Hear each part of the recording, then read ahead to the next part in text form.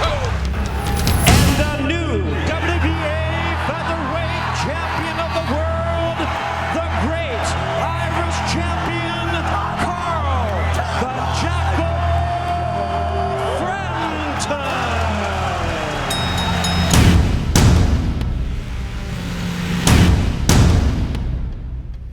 Carl, I want to welcome you and also congratulate you. I had you as my Fighter of the Year for 2016. The victories over Quigg and Santa Cruz. You beat two guys who had a combined record of 63-0. It was a great year for me. I think that, starting off with a Quigg fight, that was a huge fight back home in the UK and Ireland. It was talked about for, it seemed like about 4 years. We filled the Manchester Arena where Quigg is from. The atmosphere was incredible. I'll never forget the atmosphere of that fight. The fight didn't live up to expectations. It was a bit of a dull affair. I feel like I won it in second gear, and then got into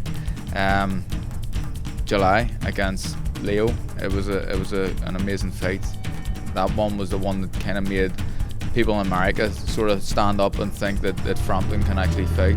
Santa Cruz continues to lean forward, and it continues to pay dividends for Carl Frampton, although they both are scoring in this electrifying exchange. Huge fight, big underdog going into it. Again, it brought a lot of travelling support, and moving up the featherweight to beat a three-weight world champion.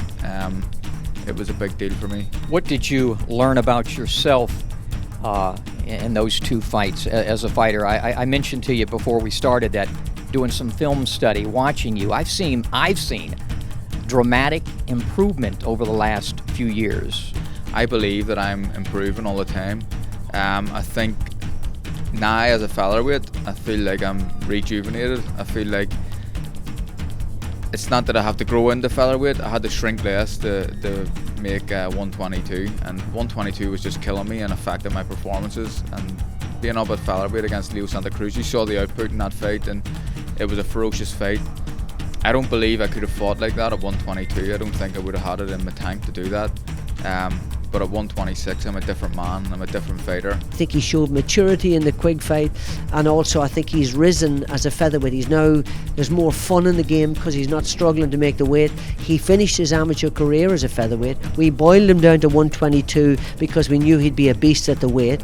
But in actual fact, in the last year and a half, he was struggling so badly. If you look at me and look at my stature, I'm a short, stocky guy. I look like I'm an aggressive, come-forward guy, but I actually prefer people to come to me. So my inside game was something that I needed to work on, and we have been working on that as a team. And my trainer Shane has been making sure that we're trying to get that as good as it can be. We used to box in the amateurs together, and we've been training. I've been training for 7 years now, and to see the rise in Carl Frampton has been phenomenal. Talk about Papa Barry looking over your shoulder. When he won his world titles in front of 28 or 29,000 people, in front of 19.5 million people on television, that's experience that I could never buy. You can't do it. You have to do it and achieve that to be able to know it. He's better than most professors in strength and conditioning. He has incredible knowledge on nutrition, and he wouldn't have been able to get Frampton to 22 pounds and retain his strength without knowing what he does.